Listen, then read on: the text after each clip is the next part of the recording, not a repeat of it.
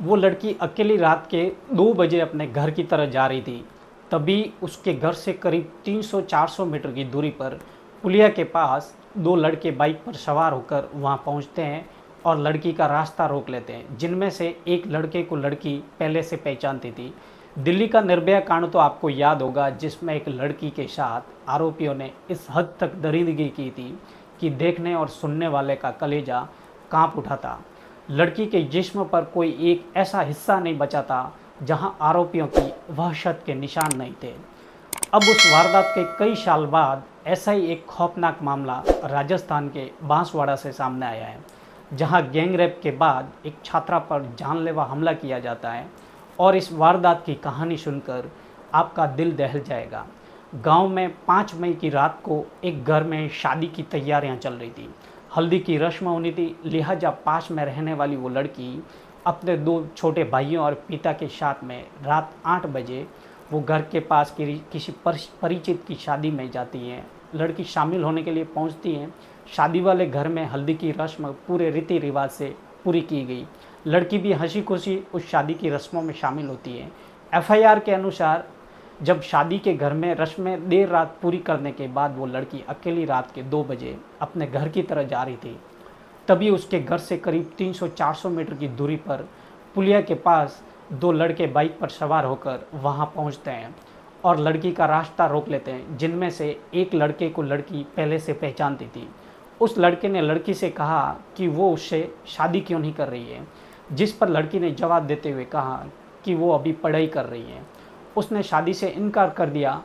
तो एफआईआर के अनुसार इसके बाद उन दोनों लड़कों ने जबरन लड़की को पकड़ लिया और ले जाकर उसके साथ बारी बारी से बलात्कार कर लेते हैं।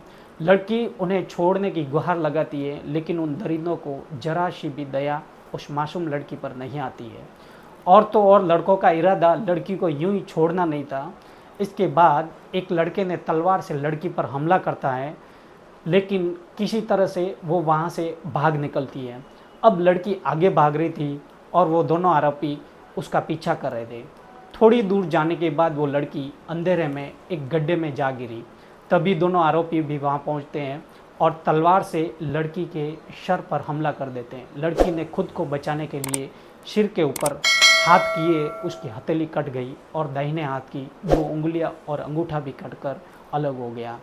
वो खून से लहूलुहान हो गई, लेकिन हमलावर तब भी नहीं रुके। इसके बाद उन्होंने लड़की के सिर पर भी तलवार से वार किया। उसका सिर भी जख्मी हो गया। वो दर्द से तड़पती रही और मदद के लिए चीखती रही। वारदात को अंजाम देकर दोनों आरोपी मौके से फरार हो गए। इसके बाद किसी ने लहूलुहान लड़की को देखकर गांव वालों को जानकारी दी।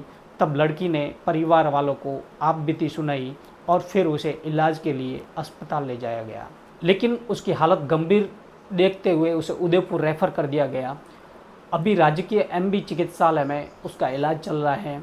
वारदात की जानकारी मिलने के बाद पुलिस हरकत में आई। पुलिस ने लड़की का मेडिकल कराने के बाद धारा 164 के तहत उसके बयान भी दर्ज करा दिए गए।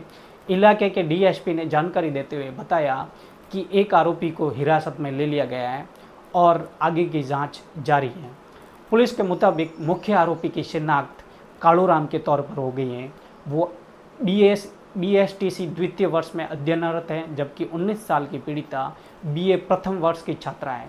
पीड़ित और आरोपी कालूराम एक दूसरे को पिछले 5 वर्षों से जानते हैं।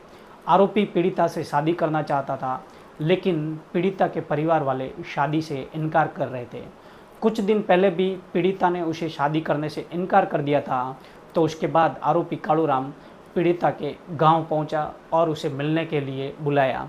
इसी दौरान उसके साथ जबरन बलात्कार किया और फिर उसकी हत्या करने की नीयत से उस पर तलवार से ताबड़तोड़ वार किए। इस दिल दहला देने वाली वारदात के सिलसिले में पुलिस ने पीड़िता की शिकायत पर जिले के दानपुर आईपीसी की धारा 341, 306, 376 डी और 34 के तहत मुकदमा संख्या 108/2024 दर्ज किया गया है। पुलिस उप अधीक्षक सूर्यवीर सिंह राठौड़ के नेतृत्व में प्रकरण की जांच चल रही है। गंभीरता को देखते हुए बांसवाड़ा के पुलिस अधीक्षक हर्षवर्धन अग्रवाल खुद इस मामले की निगरानी कर रहे हैं।